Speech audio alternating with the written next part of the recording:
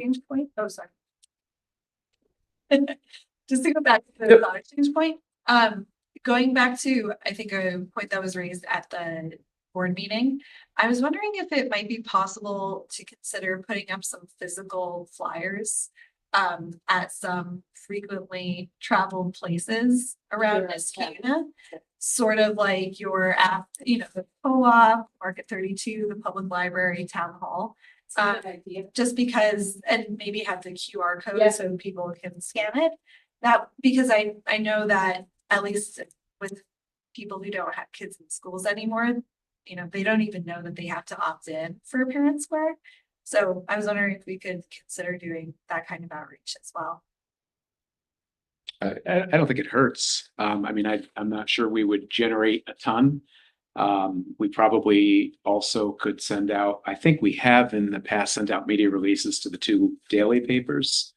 And if they are able to cover it, I think that reaches a lot more eyes in the community. I don't know. I guess I would defer to the board members if we think people stop at bulletin boards still and read those things and take pictures of QR codes.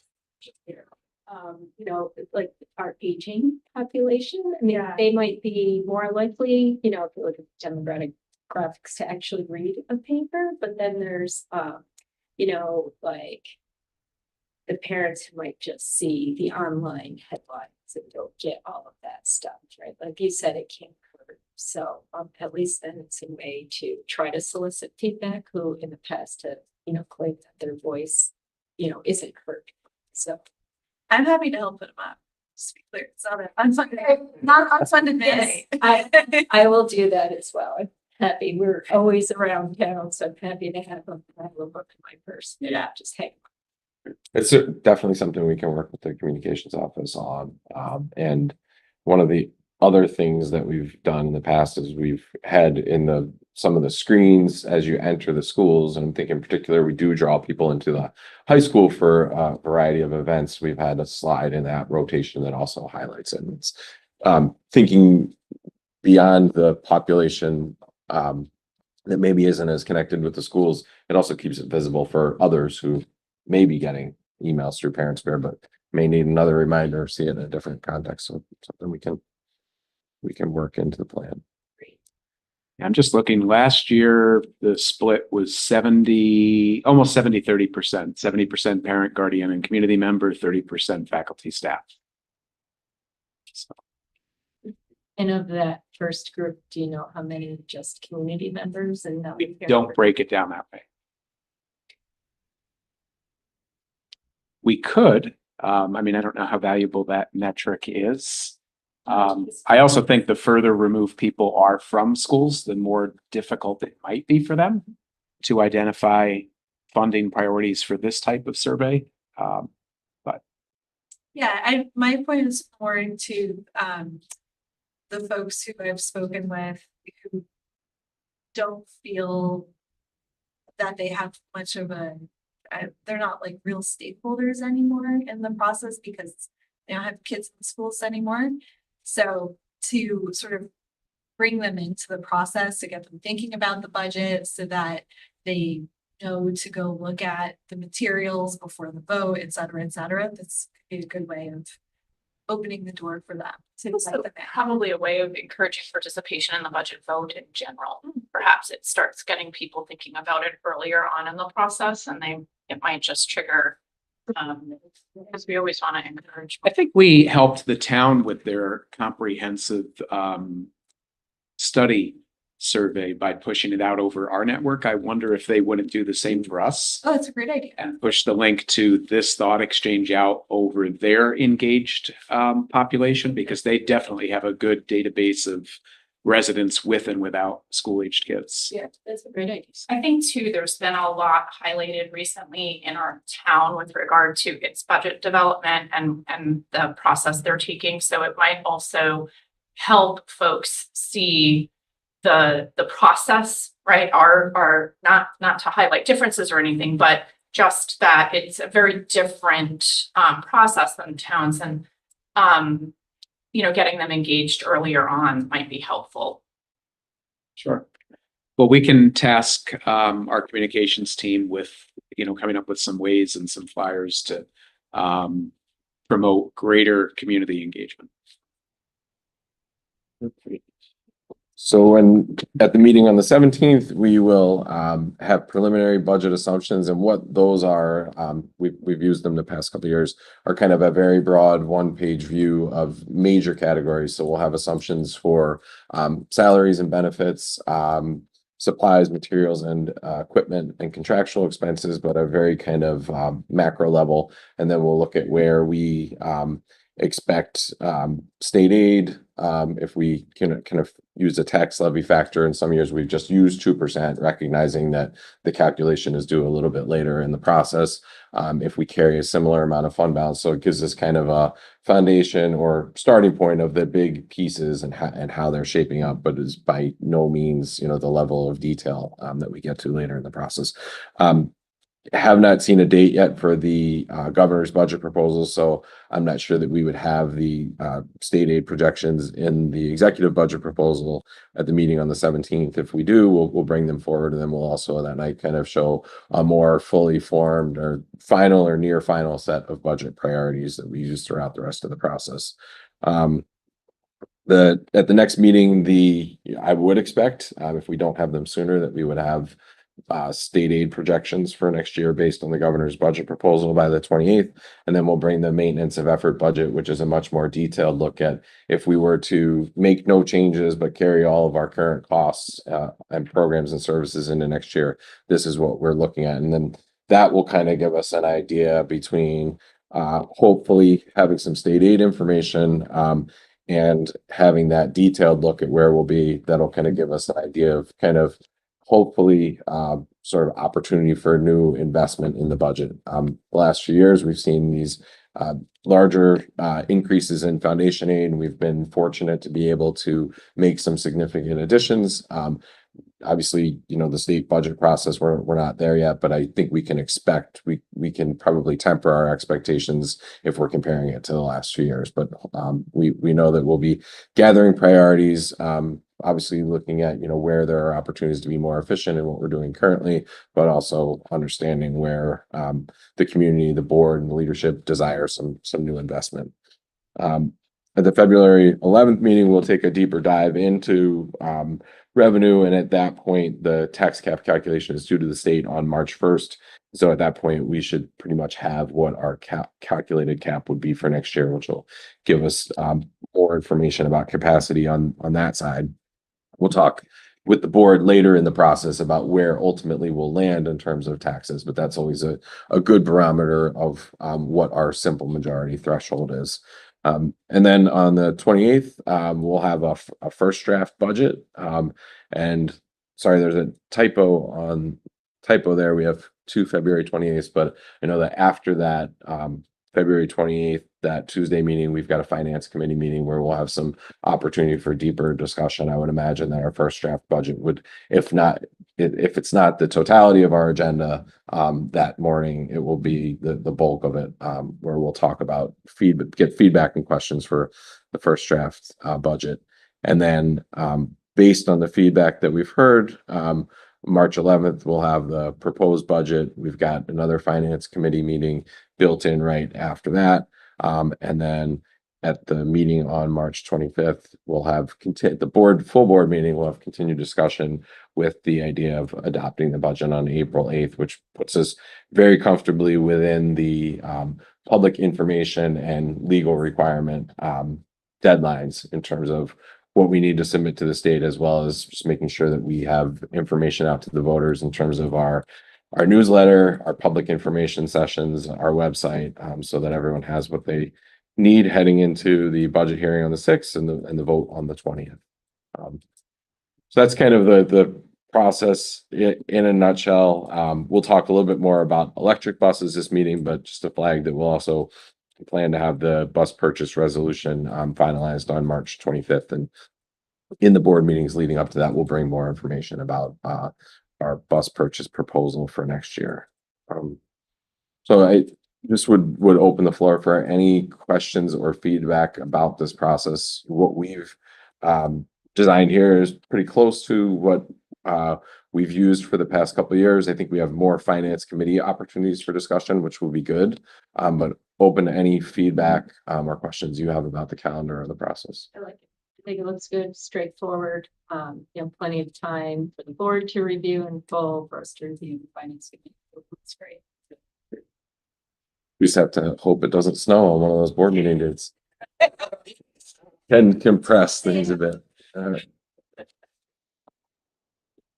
Great, so we will bring this back to the full board for adoption at the December 10th meeting, and we'll really get into it. So, all right, so with that, we'll move on to the next agenda item, which is local revenue. And I'm going to turn it over to Sean to lead this discussion. But just by way of introduction, as we were talking about this meeting coming up, we talk a lot through the budget process, certainly about our budget priorities and how we're able to maximize those investments. But also on the revenue side, we talk a lot about state aid. We try to really get the tax levy at a point where it's something that's responsive to the community, but also allows us to continue and invest in programs and services. We certainly talk a lot about fund balance throughout the year and then at that point in the process. So this is something that local revenue doesn't get as much attention through that process. So we thought having a little bit of a deeper dive at this committee meeting on this smaller but really important piece of the revenue puzzle would be helpful to the committee. So with that, I'll turn it over to Sean. Yeah, so like Matt said, we thought it'd be a good time before the budget process to do a little deeper dive on local revenue. So I'll briefly go through the areas of local revenues, give a brief description. And also we can look at the 23-24 budget to actuals and also look at our 24-25 budget and where we are with what we earned to date. So the first part of local revenues that we get are charges for services, which is what we bill out to students. The tuition revenue is one of the areas which is billing to other districts for students attending our schools and other districts. We have after schools programs and summer enrichment fees we charge for.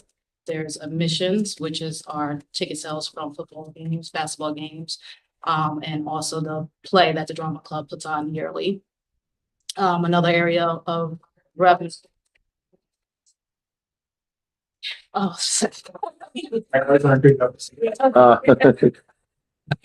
like what? The other is health services, which is billing also the other districts for students attending private and parochial schools in our districts that receive our health services, and student fees. That is primarily made up of fees that we take in for AP and PSAT exams. Another section we receive is funding we get for use of our money and property interest, which is personally my favorite part that we're getting. We're earning money just from our bank account balances with our bank and our investment account that we currently have with NICLAS. And as you can see, that was an area that we were able to take advantage of and earn a nice portion of our earnings in 23-24 for local revenues. Rental income is another area where we're receiving income for our facility usage. So we do bill out for different programs that use our buildings for our Starfish program, rental space at 1301 Hillside, and we also get the rental fees for the use of our cell towers in our district. The next section, sale of property and compensation for loss. We don't do a lot of budget reliance on those areas. We get miscellaneous revenue if we have any sales of scrap metal. I think last year, Tony, we did an auction of some items that we sold. And insurance recovery, we don't anticipate that we will have to do insurance claims for loss, but we did suffer loss last year for the pool roof and the flood at Rosendale. So we did recover claims of about $500,000 that offset our expenditure side that we had to spend for those repairs. The last section of local revenues is mostly made up of refunds and rebates that the district receives. on, we get BOCES refund, which is surplus money that wasn't spent during the year and returned to districts. And our prescription rebates, which is the largest part of that refund section that we do get from prescription claims. So we have a drug cost management company that monitors our claims, and we get discounts and rebates based on our claims usage. So for 23-24 budget to actual results, we did have a surplus of about 3.4 billion, and which was great, primarily made up of again our investment account with NICLAS and the prescription rebate area. For 24-25, we were able to bump up our local revenue based on anticipation of more income earnings that we'll get from our NICLAS account. And right now we're at 1.4 that we received through October 31st, which is about 33% of budget received, which is right on target where we want to be 4 months in. And I did want to mention that although we were able to increase our budget for local revenues, we do take a conservative approach on these revenues because we have to use best estimates based on prior year results. And we just, I'm sorry, it's my train of thought.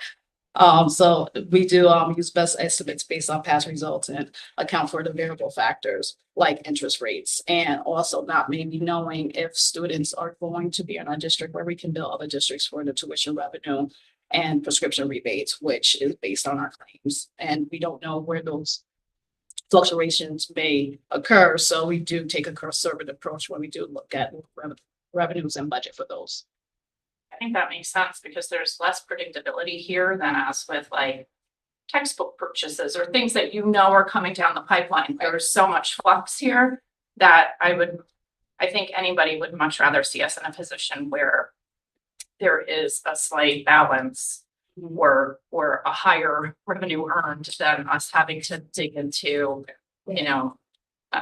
fund balance or whatever Right. to appropriate it from it, like to cover costs. So Right, I because if- appreciate the conservativeness. Don't materialize, obviously we'll have a shortage, and then Yes.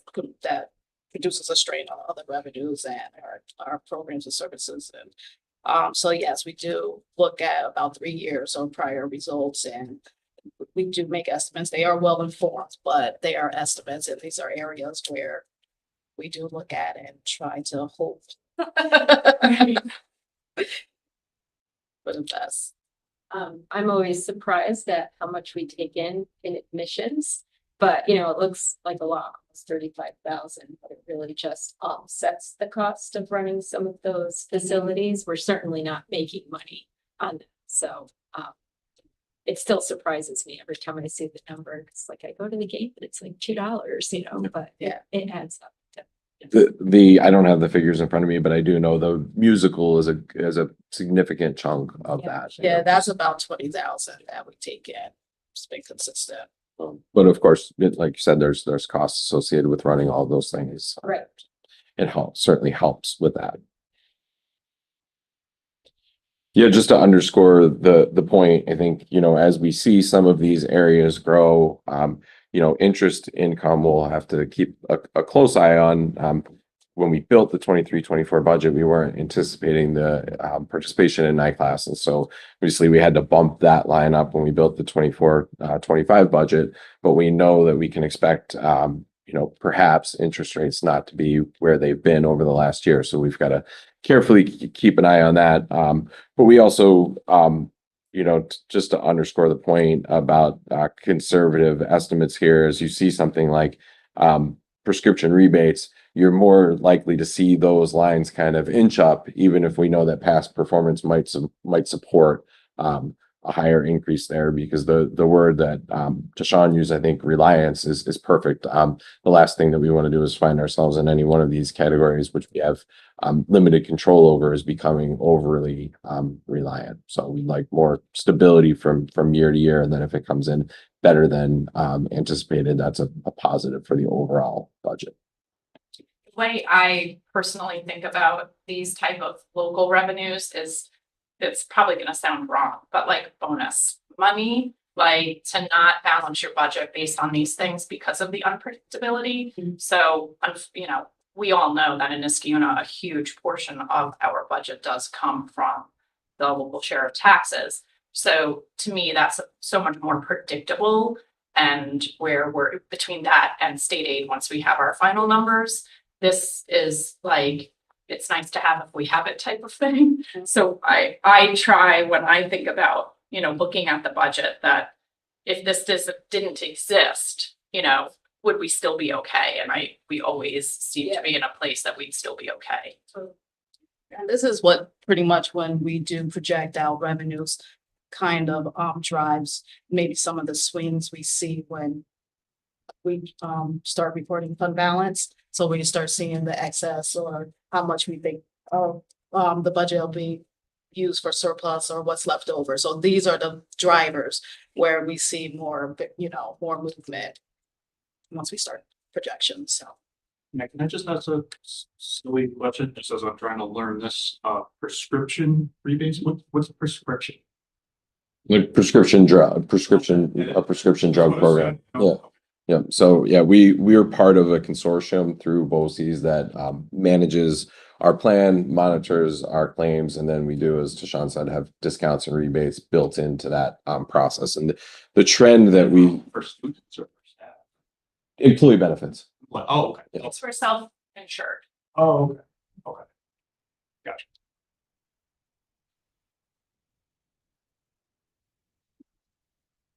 Any other questions or thoughts on local revenue? Okay, so we will move on to the third agenda item, the professional service provider and RFP schedule. And it is also a little small up on the screen there, but I think everyone has a screen in front of them. So this is an updated chart that we first brought to this committee in May of 2023. The, you know, kind of generally regulations, purchasing regulations surrounding professional services. The idea is that, you know, there's some specialized skill or knowledge built in here. So it's not treated the way that, you know, a purchase of another good or service might be in terms of bidding requirements. However, our policy, our purchasing policy and associated regulations are really in line with best practices around professional services, which is that when we anticipate the cost of the service to be greater than 25,000, we do have an RFP process that's required. Many of these would be above that $25,000 threshold. If it's below 25,000, our policy still requires documentation of the selection process, which would be something that we would bring forward to the board anytime we're recommending the appointment of a new or different professional service provider. So we put together this kind of schedule with the timelines in there, really just to have all in one place for us and for the board, kind of where the history and the years that we have appointments here, because our policy and purchasing regulations don't specify a explicit time interval that you must do an RFP process for these, and they are all a little bit different. But the idea is that we're doing, you know, regular RFPs for these services. The flip side of that is, you know, when you onboard a new professional service provider, there is something to be said for having, you know, a long enough period to, you know, make sure to have relationships form and have that stability in the service that's being provided. This is kind of just a documentation of those services that we have, the providers that we use, and then you know, whether or not an RFP process was done when we onboarded them. And the idea is for any one of these, there's a certain the RFP process, you know, can be a significant investment of time. We want to make sure that the time is right to engage in that process. And we need to kind of have a rotation that allows us to have the bandwidth to really give that process the time and attention that it needs. In other words, you couldn't just do all these in 1 year. You need to have some sort of a staggered process. I wanted to kind of share with the committee where our thinking is in terms of what we're moving forward with this year, and then open up for any questions or thoughts about as we look to future years, recognizing kind of the bandwidth issues. So the one RFP that we actually just released, and this was in after some conversation with the audit committee, is our independent auditor. That actually has the most, I guess, explicit requirements written into regulation, which is that every 5 years, the district is required to do an RFP for independent audit services. We just ended with the audit that the board accepted last month. We just ended our 5-year cycle. So we released the RFP last week. It's due back just before the end of this calendar year, and then we'll come together and evaluate in January and February the responses that we receive, with the idea of an appointment by the board late winter, early spring, so that we can onboard or just make the necessary plans for the next audit cycle, which really will begin with an engagement letter and an appearance before the audit committee in May. So we've timed that process well. And the feedback that we've gotten is that having the RFP out now and for several weeks will allow us to hopefully generate multiple responses to look at. So that's a process that is out there now. And then the other piece, and it's something that we've talked about with this committee for the last couple of years that we're planning for this year, is health benefits brokerage. We are planning to have that out in the middle of next month. That when you consider that health insurance makes up 13% of our budget, and the complexities involved across all of the health benefit plans, that's an RFP that we want to have out for certainly longer than we would have other RFPs out for. And then on the other side, our assessment of it, the interviews and the evaluation and any subsequent negotiation will take some time. So that's probably one of the largest single efforts that you could see represented on the sheet here. So those are our plans for this year. In addition, we expect to have a contract in place with our current school physicians to get us to the end of this year, but it's a good time to have that process, to have an RFP out for that process, which is certainly not the effort that the health benefits brokerage is. So I think we'll see that come into play early in 2025. So with that, we feel that that's pretty healthy task list for this year in terms of RFP processes, but certainly open to discussion with the committee about anything that you'd like to see us think about, or really, I think, start thinking about as we look to future years. I will also mention, when I said that there's no kind of set time interval that we should be doing RFPs for our professional service providers.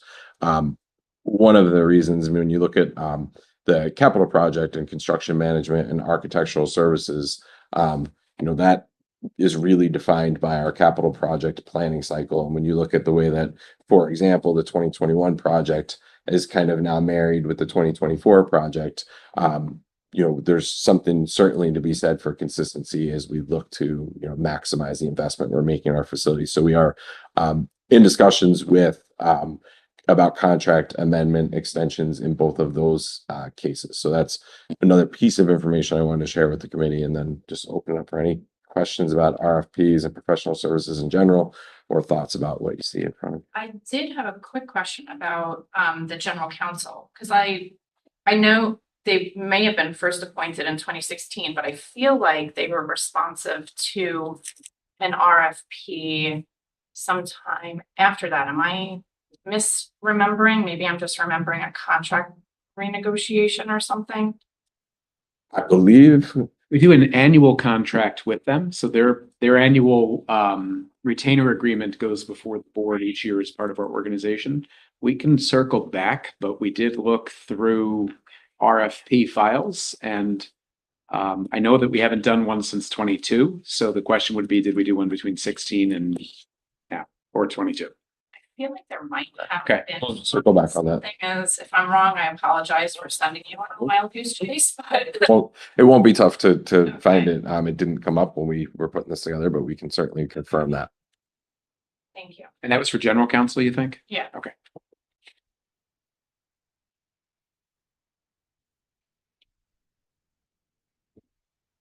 Any, I know that the health and benefits brokerage is a huge one. I have a case involving some folks in that industry right now, and prior to that case, I did not appreciate just how big it was, but now I'm very acutely aware of how big it is. So, yes, that's definitely a meaty one. Those are some of that contract in particular is one of the hardest to assess because we negotiate a fee basis Right. for our broker. But the real value is in what they can deliver to us in savings through negotiation with all the providers and all the other opportunities. So that's the hardest to assess on the front end. So we look backwards at past performance, and then we also look at the RFP to see what the track record is for the folks that are applying for our business in terms of the value they've been able to deliver to clients. Someone who's very responsive over email. Just my 2 cents. Having dipped my toe into that industry. Yeah. I should add to that we envision a representative of this committee being part of that evaluation process. So we'll be putting that team together after we have the RFP released. What's the timing again for the RFP on that one? Middle of December. Okay. So we'll have it out just before those winter holidays. And then the current plan is to have it due back February 1st. So that's One of the other complicating factors for us for health insurance brokerage is that right now our health insurance plans are on a calendar year, not a school year. And there are only 2 ways to fix that. And one is to have a program year of 6 months and the other is 18. So we are looking at the pros and cons of how we might be able to get our insurance brokerage aligned with our school year calendar.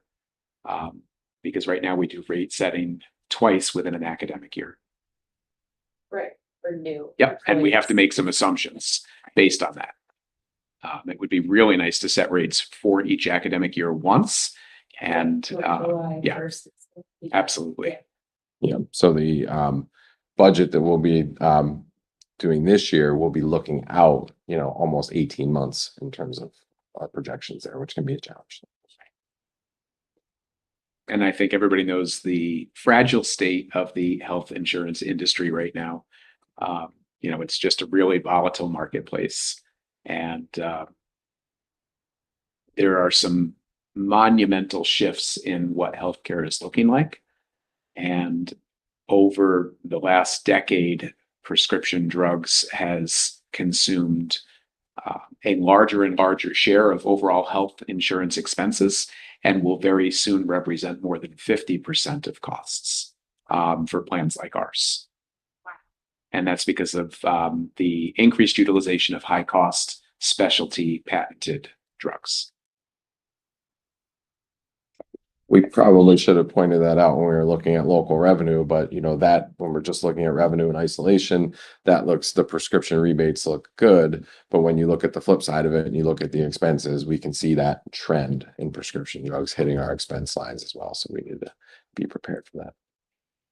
I was in a self-insured plan 20 years ago. Health insurance or prescription drugs were about 18 to 20% of plan costs. Ours right now are trending mid to upper 40s. So just a big shift. Now, the flip side is we do know that there are prescription drugs that are preventing hospitalizations and other really long-term expensive care options. So it's going to take some time for us to say, okay, is the front loading of these expenses within the plan really protecting us from greater liability of bad outcomes for our employees or retirees or expensive outcomes? Absolutely. Life expectancy is a factor Yeah. here. And it's a really good thing, but as life expectancy continues to increase, so too does our obligation to ensure our retirees. Well, and we, in the not too distant past, talked about, are we still in a good place being self-insured versus looking at a consortium or some other, way of doing it? And it still does fall in our favor for a multitude of reasons to remain self-insured.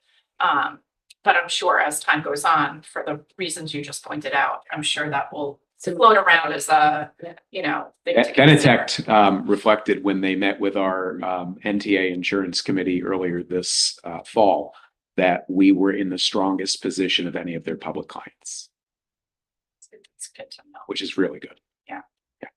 Yeah, and you know, this issue is so important for attracting talent and retaining Yes. valuable employees. You know, it's so easy to get fed up with your employer when you feel like your healthcare plan is no good. So, you know, it's a valuable investment for many reasons. Employer first choice. Exactly. Exactly. And I'll refrain from making any cracks at patent lawyers and this bears for why this system exists, but Well, the Yes. research and development costs on drugs are enormous, and they look to recover those costs while they're protected. oh, sure. So we, you know, and there's some really remarkable drugs. I'm sure you see, you can't watch television without seeing the weight loss applications for certain pharmaceuticals. And so that's one of those ones that's real tough to measure because it's a very high upfront cost.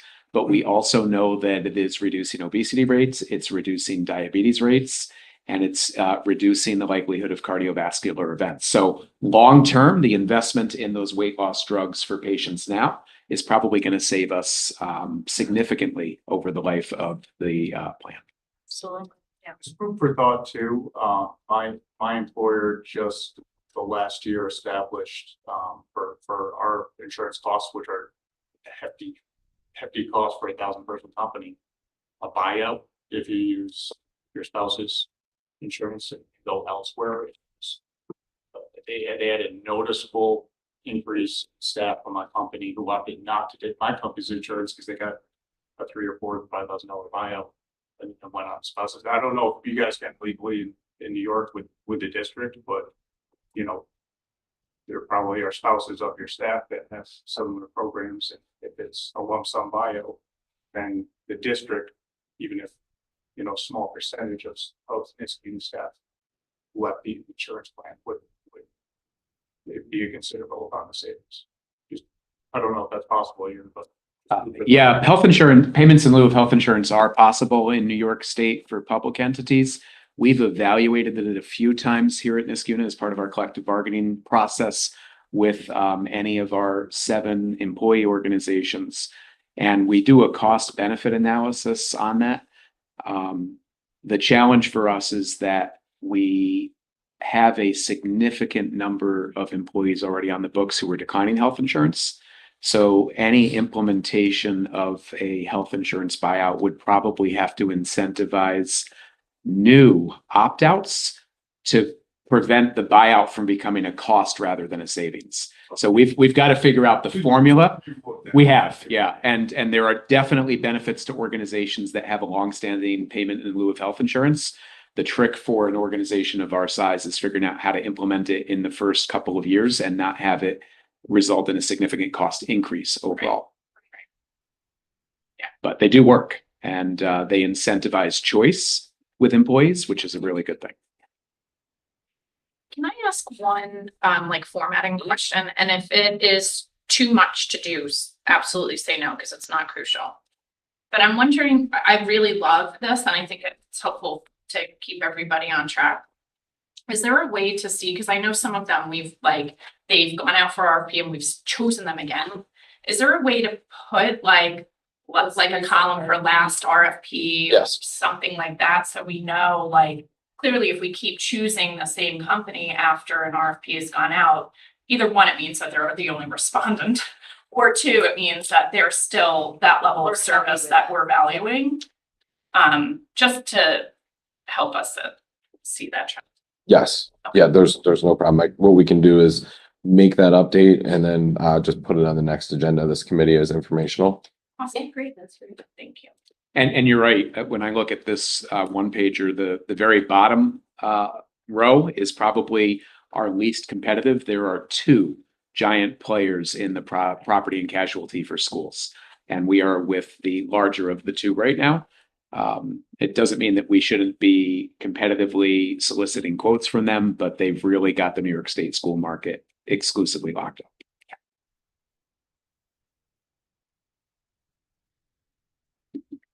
Okay, we'll move on to the next agenda update, which is the electric bus update for the committee.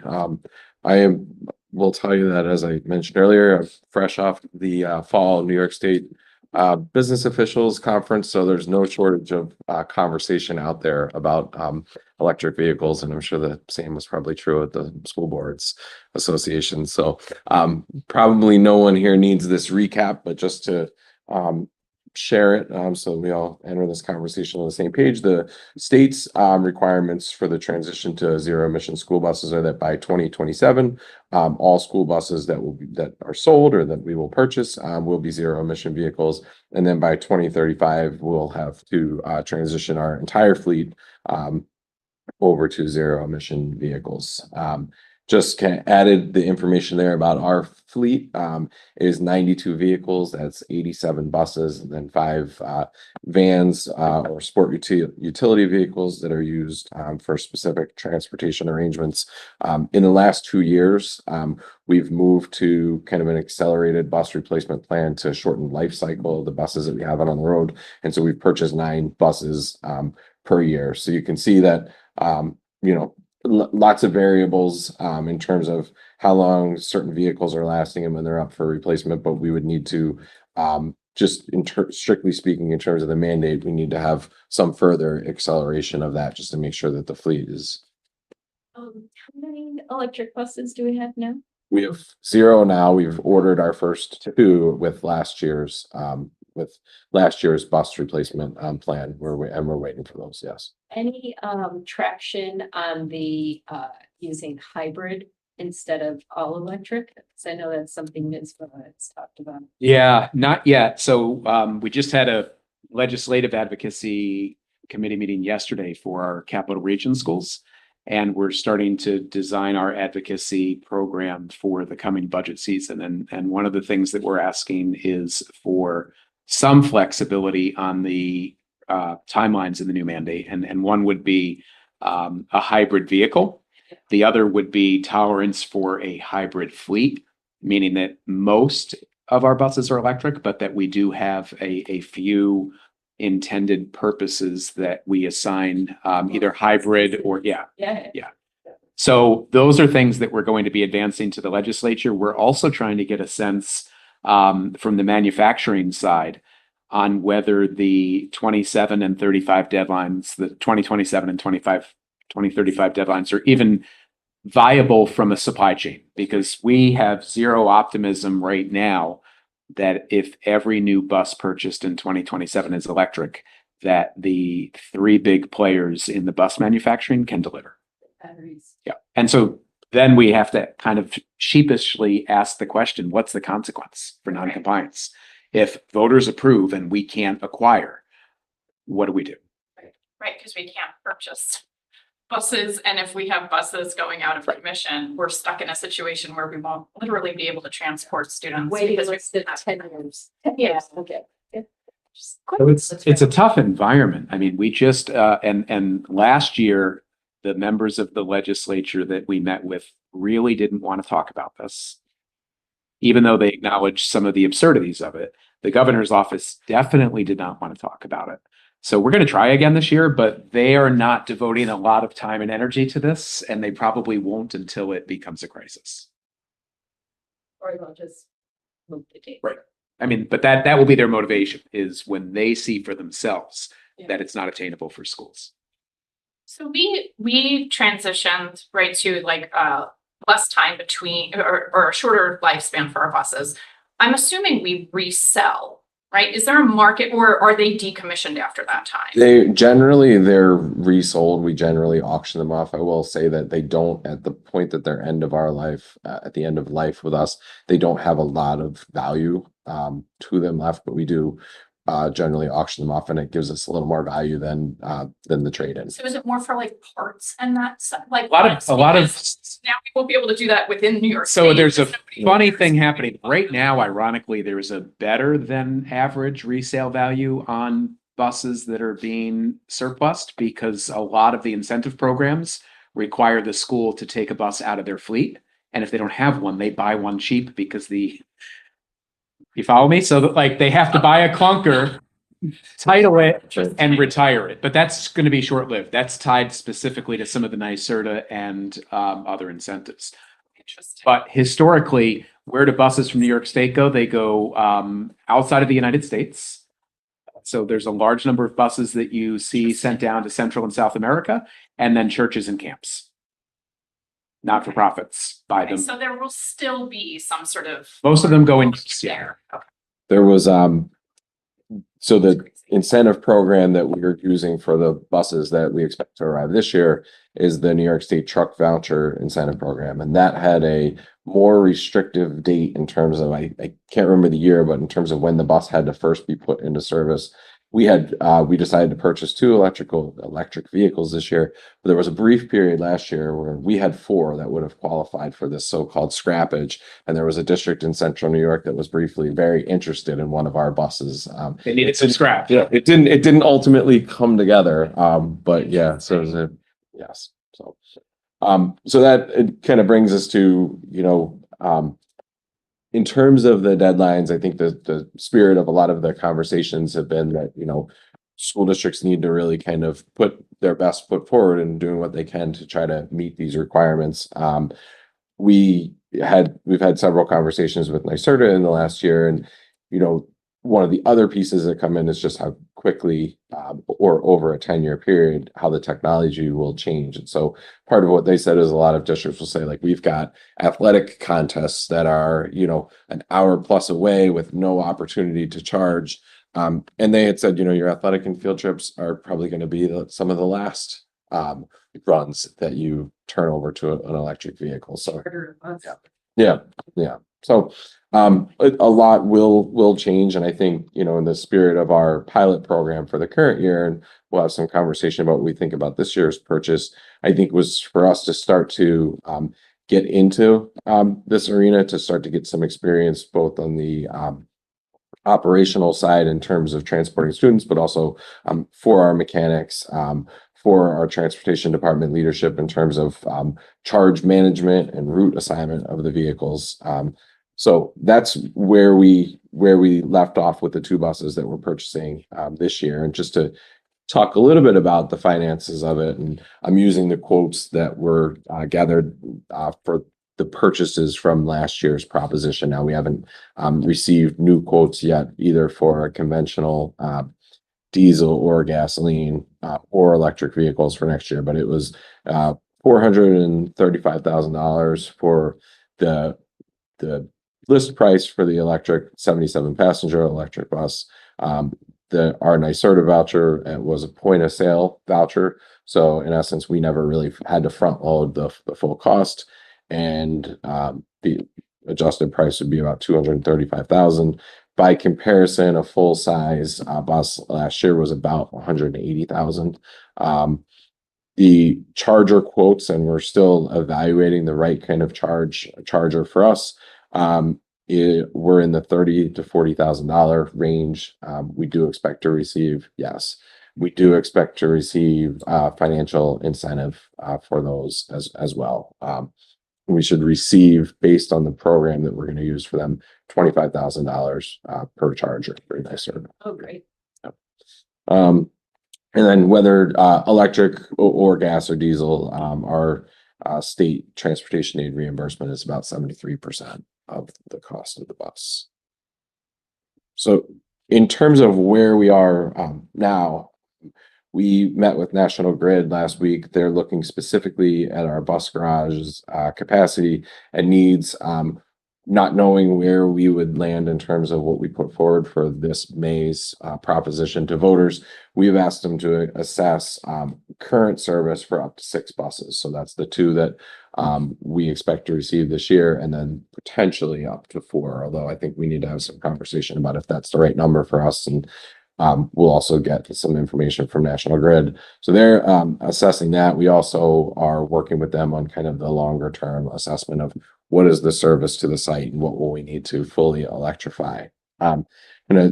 So based on what the feedback that we get from National Grid, we will then finalize our charger selection.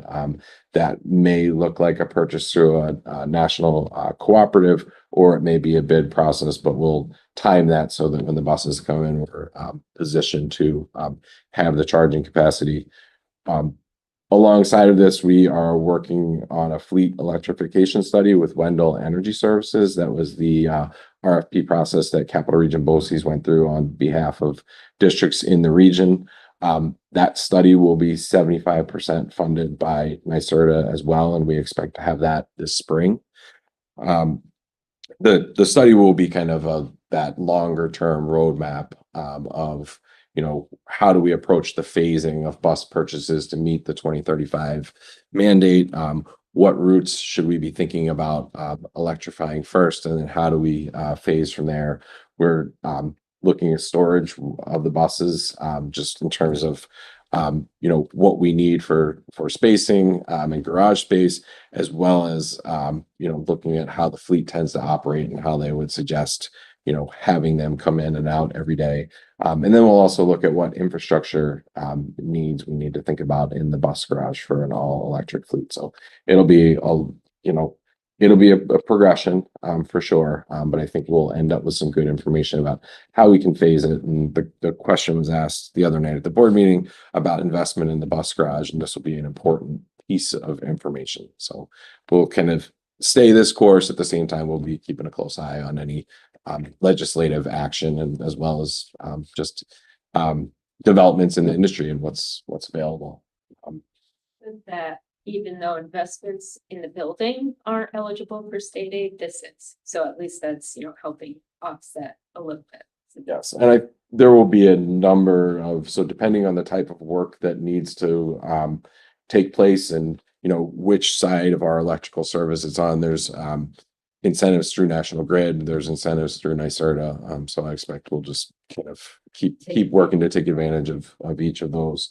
I mean, even so, completing the study I mentioned this year, depending on the timing of the study, we expect to get $25,000 in reimbursement for the chargers. That grows just by having a completed electrification plan with one of the NYSERDA designated engineering firms. That number grows to 55,000, and then that can also include other improvements that we need to make at the site, like trenching to start to electrify the fleet. So we're well positioned that we're going through this study now. And then in terms of thinking about any purchase this year to continue the pilot, we're going to transition more than likely to what NYSERDA calls their New York State Bus Incentive Program. And we can expect similar point of sale voucher of up to $220,000 per bus. So a little bit higher than we saw with the other program. We are the last that I heard, in the first couple cycles of that program, we're eligible for up to 6 buses. I'm working to get clarification on if the first couple cycles in the first 2 years means last year, a year that's passed, and now just this year, or the next 2 years from now, which could also play into how we approach this year. So that's one of our near-term decisions. We're going to gather quotes both for diesel buses as well as electric vehicles, understanding that we'll probably want to bring forward some level of that this year to continue this process. And then we'll have more conversation with the board and at the committee level about what's the right mix. If we think about purchasing 9 vehicles this year, what's the right mix of electric and gas based on all these factors, or diesel? Do we get sort of this might be an ignorant question, but like sort of a heads up when these incentives are disappearing, right? Because I can't imagine that they continue through the life cycle of us buying 92 buses in total.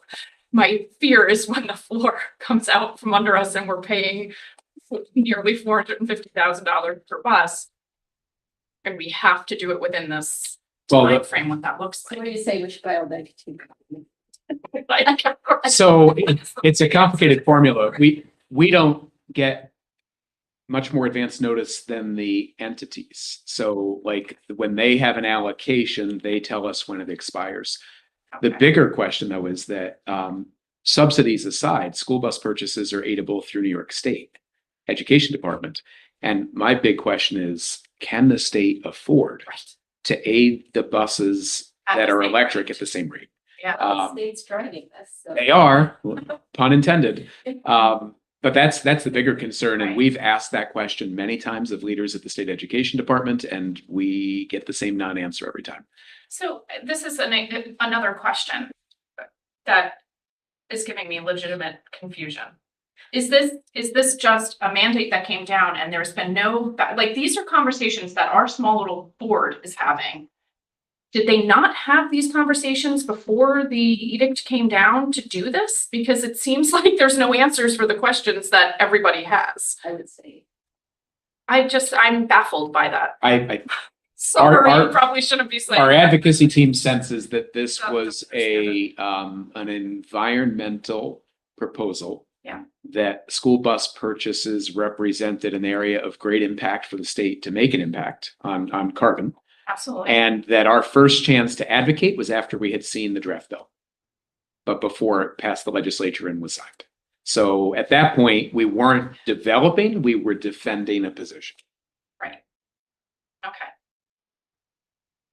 I'm in Bluebird stock right now. It's tripled in one. Seriously, it's tripled. So what's the, I know you mentioned this earlier, so sorry for asking again, but I think you mentioned like a revitalized advocacy effort in the future. What kind of timeline is that on? So we set up pre-budget meetings with our local members of the legislature for the month of December. We're also meeting with the chairs of the Senate and Education, or the Senate and Assembly Education Committee, and with staff from the governor's budget office. Those are December meetings. We have a second cycle of meetings where we advance our advocacy points with those same groups after the governor has announced her budget proposal and any attached budget bills. And those typically occur in February and early March. And then, as you all know, the legislature starts a frenzy of passing bills in late March. So, and we've actually had some really good discussions, particularly with the governor's office or division of budget staff. The staffers there have a very strong command of the numbers and are very eager to see what our concerns and questions are.